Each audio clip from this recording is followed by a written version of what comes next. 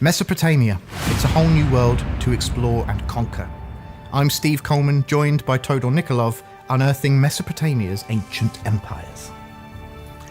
Let's start in Babylon. What makes them special? How do they play? Well, Babylonians are generally the faction that builds tall. They want to get prepared before they march off on the offensive. So their buildings, for example, often combine different effects, so you can achieve more with a single building. Their command allows them to suddenly increase their recruitment capabilities, which helps both when you defend your lands and when you attack your enemies. And in addition, they have access to the city of Babylon, which is a one-settlement province and is rather huge. In addition to that, they're relying on the god Marduk for a variety of bonuses that help them on the defensive, like unit upkeep and replenishment. Yes, so the Mesopotamian gods, we've got Ninurta, Ashur, Ishtar, Inshushinak, and Marduk, right? And they have dwellings. Can you tell us a bit more about those? Dwellings is an additional building that represents the home of a particular god, and you can build a home to a god in every one of your settlements for an additional drop of favor and some god-specific effects. So you have your temples, have your shrines. If you are praying to Mesopotamian gods, you have your dwellings, and this means that you can actually maximize the favor tier to a god with much fewer territories, which is very valuable for the Babylonians in particular. Okay, so it sounds like the Babylonians are quite an inward-looking faction. Marduk's a good fit for them god-wise, but what ancient legacy would you say would best suit them? It would definitely be the ancient legacy of Hammurabi, the creator of one of the first code of laws. And this is what the player can do with the ancient legacy. They can have their own code of laws. And each law is a combination of effects that you choose from a list.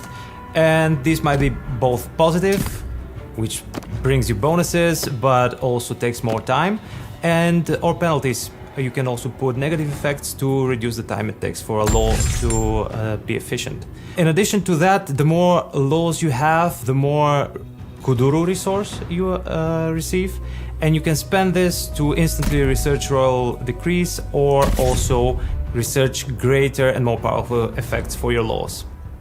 Great, okay, so the opposite of an inward-looking faction might be an ambitious one. Hangahbat has entered the fray. What are they like? Yes, Hangahbat are actually a kingdom of Assyrians, and their ruler really very much likes to be the ruler of the entire Assyria, so they're much more on the offensive. They can recruit from very early in the campaign a lot of units. They can also create buildings which provide them with experienced generals that come at a very affordable price. And in addition to that, they also have horsemen from very early in the campaign. Horsemen are quite fragile, but also more maneuverable than chariots.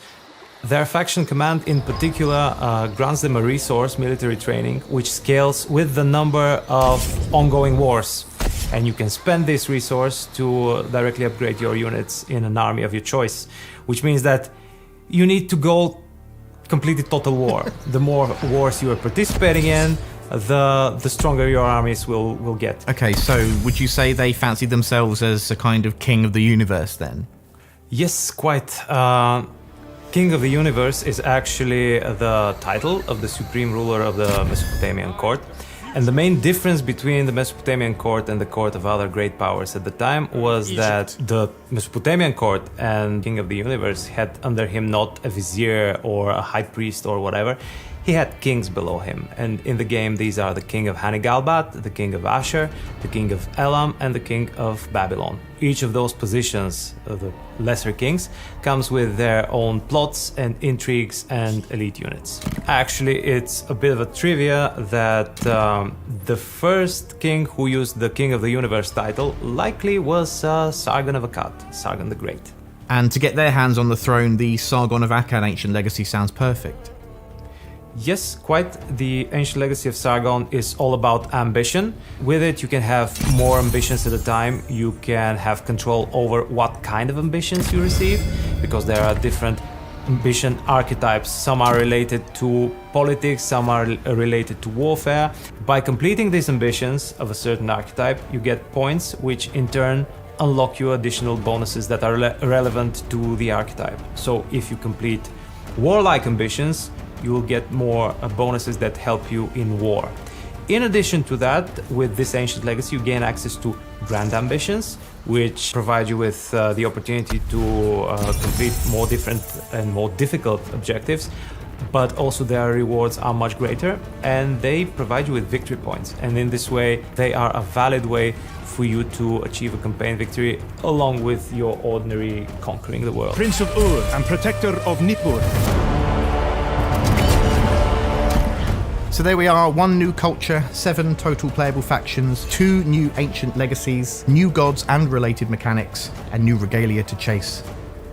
The ancient world is spilling its secrets, but next time let's go somewhere a little bit more familiar. We're heading back to the Aegean.